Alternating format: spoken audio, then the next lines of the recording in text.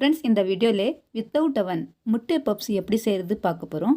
இவ்வளோ மசாலா இருக்கையிலே சேம் பேக்கரியில் வாங்க மாதிரி டேஸ்ட்டு நல்லா இருக்குது சாப்பிட்றதுக்கு.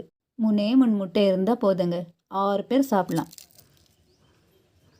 லேயர் பை லேயர் பாருங்கள், மேலே க்ரன்ச்சாக சேம் நம்ம பேக்கரியில் வாங்க மாதிரி இருக்குது. அந்த மசாலா டேஸ்ட்டு அவ்வளோவே நல்லா இருக்குது. கண்டிப்பாக வீடியோ ஃபுல்லாக வாட்ச் பண்ணி உங்கள் வீட்டில் ட்ரை பண்ணி பாருங்கள். டைம் வேஸ்ட் பண்ணாதீங்க, வாங்க வீடியோ பார்க்கலாமா? ஃப்ரெண்ட்ஸ், முதல்ல 2 கப் மைதா மாவு, கிராம்ஸில் பார்த்தோன்னா 150 கிராம்ஸ் இருக்கும். 1 பிஞ்ச் சால்ட், கொஞ்சமாக சர்க்கரை, தண்ணி போட்டு டவ் ரெடி பண்ணிக்கோங்க. டவ் ரெடி பண்ணுறதுக்கு கொஞ்சம் தண்ணி ஃப்ரிட்ஜில் வச்சு யூஸ் பண்ணுங்கள்.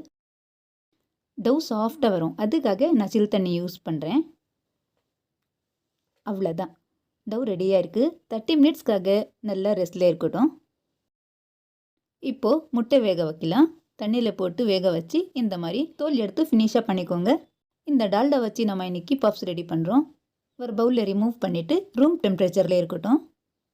பாருங்கள், இது எல்லாமே சைடில் வச்சுட்டு இப்போ மாவு எடுக்கலாம்.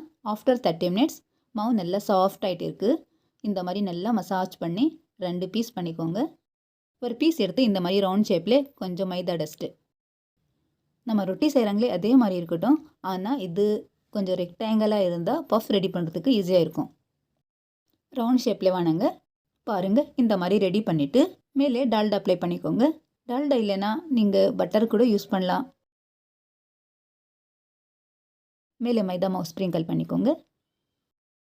2 சைடில் ஃபோல்ட் பண்ணிக்கோங்க, புக் ஃபோல்ட். இந்த மாதிரி ஃபோல்ட் பண்ணால் நம்ம லேயர் பை லேயர் பஃப் சூப்பராக இருக்கும். அதுக்காக 3 சைடில் இந்த மாதிரி ஃபோல்ட் பண்ணிவிட்டு சும்மா கொஞ்சமாக மைதா டஸ்ட்டு மேலே போட்டு ஃப்ரிட்ஜில் வச்சுக்கலாம். ஒரு பிளேட்டில் வச்சு காட்டன் துணி போட்டு மூடி வைங்க. 30 மினிட்ஸ்க்காக ஃப்ரீசரில் இருக்கட்டும்.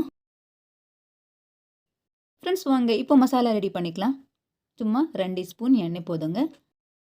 2 பச்சை மிளகாய் விதை எடுத்து பீசஸ் பண்ணி சேர்த்துட்டேன். ஃப்ரை பண்ணிவிட்டு ஒரு பெரிய வெங்காயம் சாப்டு பண்ணி போடுங்க. கொஞ்ச நேரம் ஃப்ரை பண்ணிவிட்டு தேவையான அளவு உப்பு. இங்கே உப்பு கரெக்டாக போடுங்க. உப்பு கரெக்டாக இருந்தால் மசாலா சூப்பராக இருக்கும். நல்லா மிக்ஸ் பண்ணிவிட்டு முடி க்ளோஸ் பண்ணி 5 நிமிஷத்துக்கு குக் பண்ணிக்கோங்க. நம்ம வெங்காயம் கலர் சேஞ்ச் ஆகணும், அவ்வளோ வரைக்கும் குக் பண்ணிக்கோங்க. பாருங்கள், ஆஃப்டர் 5 மினிட்ஸ் நம்ம வெங்காயம் நல்லா குக் ஆகிட்டு இருக்குது. கலந்து விட்டுட்டு சில மசாலா சேர்த்துக்கலாம்.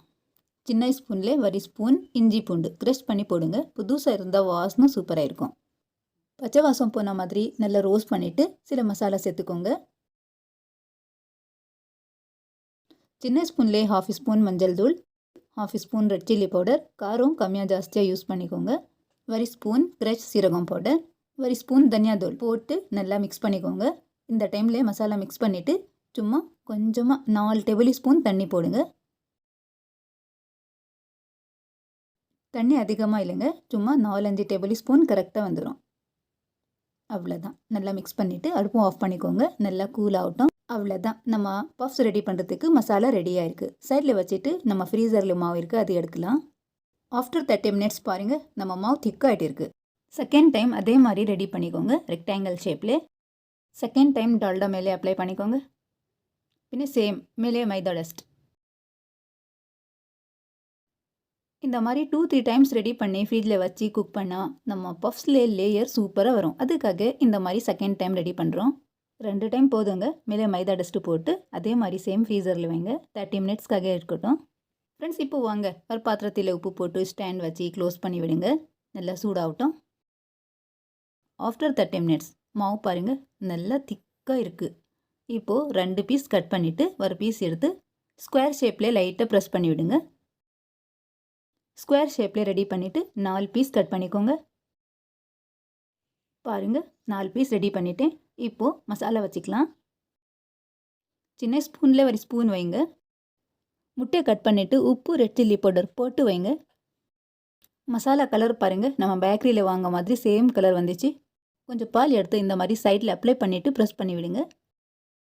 நீங்கள் 4 பக்கமே பால் அப்ளை பண்ணிவிட்டு ஃபோல்ட் பண்ணிக்கலாம். நான் 2 சைட் ஃபோல்ட் பண்ணுறேன். பாருங்கள், நம்ம பஃப்ஸ் ரெடியாக இருக்குது. இப்போது ஒரு பிளேட்லேயே ஆயில் அப்ளை பண்ணிவிட்டு பஃப்ஸ் வைக்கலாம். நான் 3 முட்டையில் 6 பஃப்ஸ் ரெடி பண்ணிட்டேன். எக்ஸ்ட்ரா மசாலா இருந்துச்சு, இது கூட இந்த மாதிரி ரெடி பண்ணிட்டேன். வாங்க இப்போ சீக்கிரமாக பேக் ஆகிறதுக்கு வைக்கலாம். மேலே கொஞ்சம் பால் அப்ளை பண்ணிவிட்டு வைங்க, கலர் சூப்பராக வரும். அதுக்காக நான் அப்ளை பண்ணிட்டேன். சூடாக இருக்குது, பார்த்து வைங்க. ஃபுல்லாக 40 to 50 மினிட்ஸ்க்காக அடுப்பு மீடியம் டு லோ வச்சு பேக் பண்ணிக்கோங்க. ஆஃப்டர் 50 மினிட்ஸ் பாருங்கள், சூப்பராக பேக் ஆகிட்டு இருக்குது. நம்ம பேக்கரியில் வாசனை இருக்கும், சேம் அதே மாதிரி நம்ம கிச்சனில் வந்து இருக்குது. பாருங்கள், திருப்பி பார்க்கலாம். கலர் பாருங்கள், இந்த மாதிரி நம்ம பாத்திரத்திலே பேக் பண்ணிட்டோம். சூப்பராக இருக்குது முட்டை பஃப்ஸ். உங்கள் வீட்டில் ட்ரை பண்ணி பாருங்கள், கண்டிப்பாக நல்லா இருக்கும். பசங்க விரும்பி சாப்பிடுவாங்க. நம்ம கடையில் வாங்குறதோட வீட்டிலே செஞ்சு சாப்பிட்டா நல்லா இருக்கும், ஹெல்த்தியாக கூட இருக்கும். ஃப்ரெண்ட்ஸ், இருக்கையிலே ஈஸியான மெத்தட்லே எக் முட்டை பப்ஸ் நான் பிரித்து காட்டுறேன், சவுண்டாக பாருங்கள்.